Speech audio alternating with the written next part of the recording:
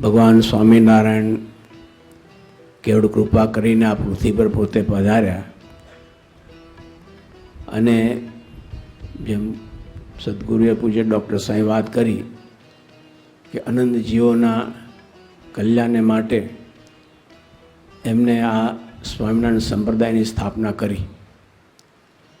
પોતે તો આ પૃથ્વી પર ફક્ત 49 વર્ષે જીતે રહ્યા, પણ એટલા વર્ષ પૂરતા નહોતા પધાર્યા, પણ એમને પોતાનું જે આ સંદેશો આદેશ એ સદાય પૃથ્વી પર પ્રવર્ત્યા જ કરે.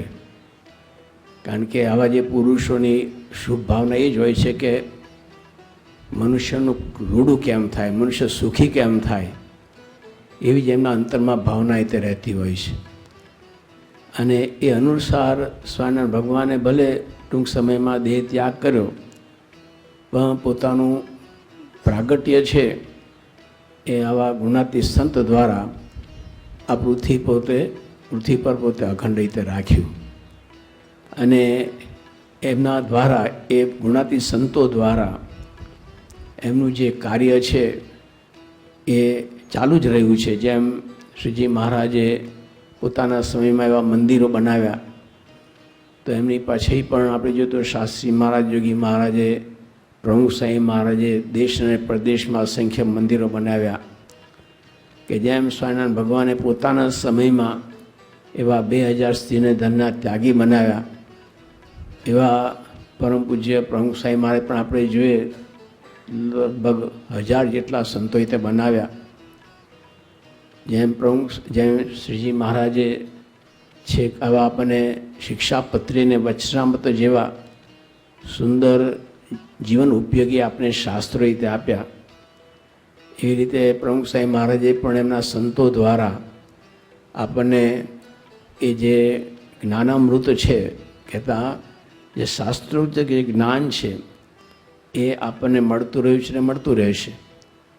તો એવી રીતે જે શ્રીજી મહારાજનું કાર્ય છે એ પ્રમુખ સાંઈ મહારાજે અવિરતપણે એમને ચાલુ રાખ્યું છે.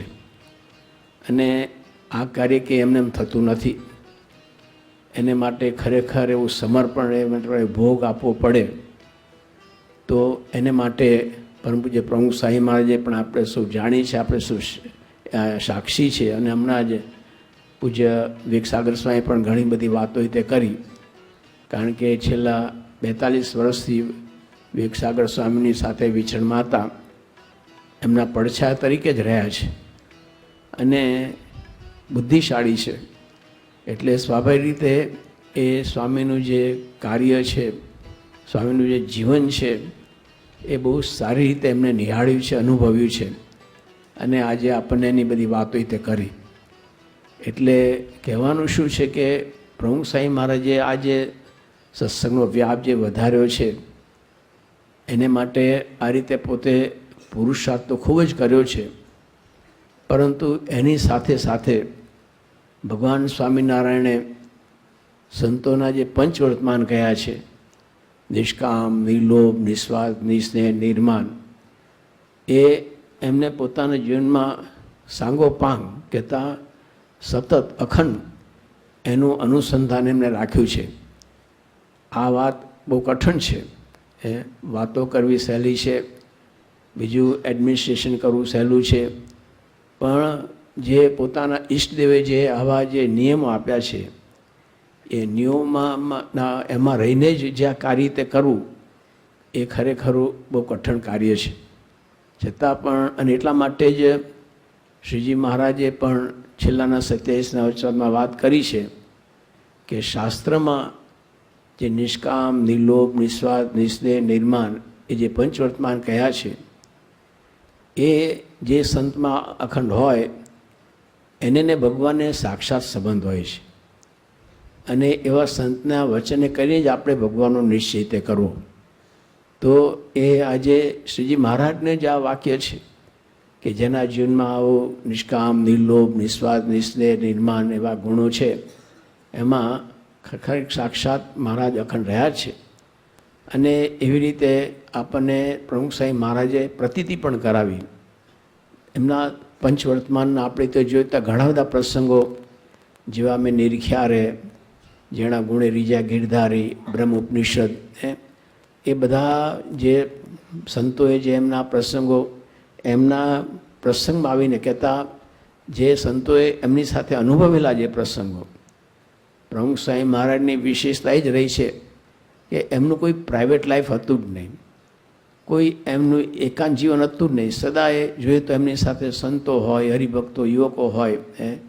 એટલે સ્વાભાવિક રીતે કોઈ પણ વ્યક્તિ આજે કંઈ પણ છુપાવવું હોય તો કંઈ એને એવો એકાંતવાસ જોઈએ કે એ રીતે જોઈએ, પણ સ્વામીના જીવનમાં એવું રહ્યું જ નથી. એ તો છતાંય આ રીતે બધાની સાથે જ રહ્યા છે અને એને કરીને જ આપણને બધા એમના આવા દિવ્ય પ્રસંગો સાંભળ્યા છે.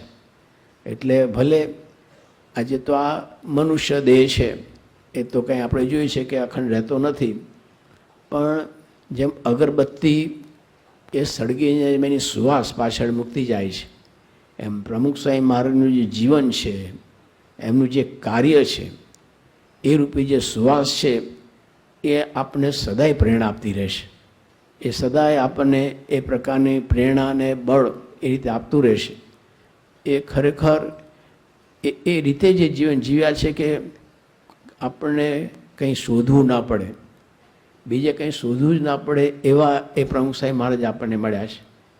તો આજે સ્વાભાવિક છે કે સમય એમનો થયો એટલે એમને આ દેહલીલા સંખેલી લીધી, પણ તેમ છતાં પણ આજે મહારાજનું કાર્ય એ સદાય તે ચાલુ રહે એને માટે એમને પણ એ વ્યવસ્થા તો આપણે માટે કરી છે કે એમને પણ આપણને સદગુરુએ પરમ પૂજ્ય મહંત સ્વામીની સોંપણી કરી કે હવે આ બધું કાર્ય તે સંભાળવાના છે.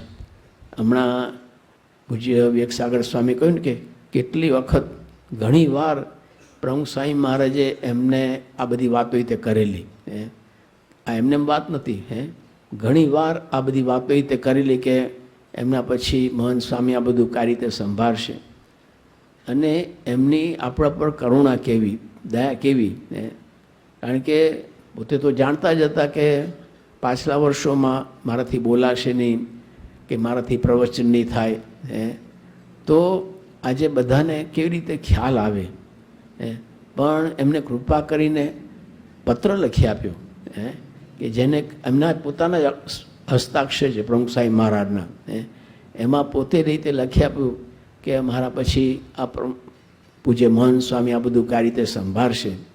એટલે આ બધું કાર્ય જો આપણે જોઈને વિચારીએ ને તો આ કોનું કાર્ય છે? સ્વામિનારાયણ ભગવાનનું.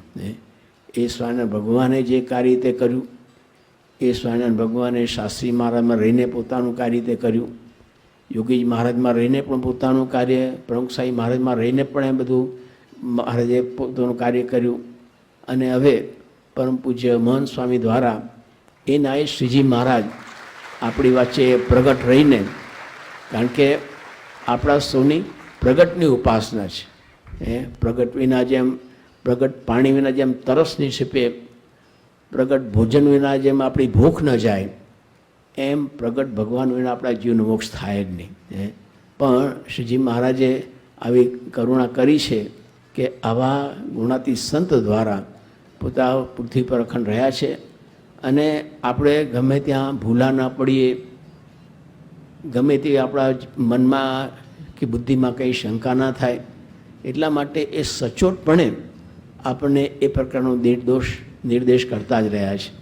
અને એ રીતે એમને પરમ પૂજ્ય મહંત સ્વામી દ્વારા આપણને આ કાર્ય આગળ ચલાવવા માટે અને એમને આપણે સાથ સહકાર આપવા માટે એમને આજ્ઞા રીતે કરેલી છે. અને ખરેખર જેમ પૂજ્ય વિવેકસાગર સ્વામીએ કહ્યું, પૂજ્ય ઈશ્વરચંદ્ર સ્વામીએ કહ્યું, અમે પણ એમની સાથે જ 1960થી જ્યારથી અમને દીક્ષા આપી ત્યારથી જ અમે એમના ભેગા જે રીતે હતા. અને એમને એમનું ખરેખર જીવન અને કાર્ય એ પણ એવું સુંદર છે. એ મહારાજના આદેશ પ્રમાણે જ પોતે એ પ્રકારનું જીવન જીવે છે. ભલે બહુ ઓછા બોલા છે, બહુ શાંત સ્વભાવ છે, પણ કહે છે ને કે silent water are often deep. પાણી કદાચ શાંત દેખાય પણ ઊંડા હોય, એમ આજે મહંત સ્વામીનો સ્વભાવ બહુ શાંત છે, ઓછા બોલા છે, પણ ઘણું ઘણું કહી જાય આપણને. એમના તરફ આપણે જોઈને તો આપણને ખરેખર શાંતિ તે થઈ જાય એવું એમનું ખરેખર જીવન છે રીતે. અને આજે આપણે બધાએ જ્યારે ખરેખર પ્રમુખ સાંઈ મહારાજની શ્રદ્ધાંજલિ માટે આપણે સૌ એકત્રિત થયા છે, તો સાચી શ્રદ્ધાંજલિ પ્રમુખ સાંઈ મહારાજને આપણે ક્યારે આપી કહેવાય? તો એમને જે આપણને આદેશ આપ્યો છે કે હવે પ્રમુખ સાંઈ મહારાજ દ્વારા, મહંત સ્વામી દ્વારા કાર્ય રહેશે, તો હવે આપણે સૌએ કોઈ પ્રકારની શંકા રાખ્યા સિવાય, કોઈ પ્રકારનો બીજો વિચાર કર્યા સિવાય આપણે સદગુરુ પરમ પૂજ્ય મહંત સ્વામીને એ રીતે સ્વીકારવાના છે ગુરુ તરીકે, અને એમની આજ્ઞામાં રહીને આજે આપણો આ માર્ગ છે, સ્વાધ્યાયનો માર્ગ છે, એ ચાલુ રાખવાનો છે. અને ખાસ તો જે અત્યાર સુધી પ્રમુખ સાંઈ મહારાજે તે કાર્ય કર્યું, એ કાર્ય આપણે એને વધારે વધારે આગળ જ ધપાવવાનું છે. વધારે ને વધારે આ કાર્યનો વિકાસ થાય એ પણ આપણે જોવાનું છે, ને એ આપણી ફરજ છે. પ્રમુખ સાંઈ મહારાજે આપણને વારંવાર એ પ્રકારની શિબિરો દ્વારા, એ રીતે પ્રવચનો દ્વારા આપણને ઘણું સુંદર માર્ગદર્શન રીતે આપ્યું છે. એમના પ્રવચન દ્વારા ને એમને કાર્ય દ્વારા જે આપણે આ બધું, અને ખાસ તો આપણે જોઈએ ને તો બધા જે મહાનુભાવો હતા એમને પણ પરમ પૂજ્ય પ્રમુખ સાંઈ મહારાજને સ્વામીને એવી શ્રદ્ધાંજલિ આપી છે. તો એ એમને જે ખરેખર એક સુંદર બગીચો જે ખીલ્યો છે, આવો સુંદર બગીચો કે આવા ગામો ગામ મંડળો ચાલે, ગામો ગામ બાળ મંડળ ચાલે, યુવક મંડળ ચાલે, તો એ એમનું જે કાર્ય છે એ આપણે સદાયને ચાલુ રાખવાનું છે. સમસુદભાવની એકતા રાખીને આપણે જ્યાં રહેતા હોય, જે મંડળમાં રહેતા હોય, એ મંડળમાં બધા એવો સમસુદભાવની એકતા રાખીને આજે પ્રમુખ સાંઈ મહારાજનું જે કાર્ય છે એ હવે પરમ પૂજ્ય મહંત સ્વામીના આશ્રય હેઠળ, એમની આજ્ઞા હેઠળ આપણે આ ચાલુ રાખવાનું છે. તો આજના દિવસે મહારાજને સ્વામીને પ્રાર્થના કરીએ કે પરમ પૂજ્ય મહંત સ્વામીની તબિયત ખૂબ જ સારી રહે, કારણ કે એમની પણ ઘણી મોટી ઉંમર છે, એમને પણ શરીરે ઘણી બધી તકલીફ છે, છતાં પણ હવે જ્યારે એમને આવી મોટી જવાબદારી એમને સોંપવામાં આવી છે, તો એ સારામાં સારી રીતે સત્સંગને સુખ આપે. જેવું પ્રમુખ સાંઈ મહારાજે બધાને સુખ આપ્યું છે, એવું ને એવું જ એનાથી વિશેષ મહંત સ્વામી પણ આપણને બધાને એવું સુખ આપે. તો એને માટે મહારાજ એમની એવી તબિયત રાખે, એ આજના દિવસે પ્રાર્થના. શ્રી સ્વામિનારાયણ ભગવાનની જય.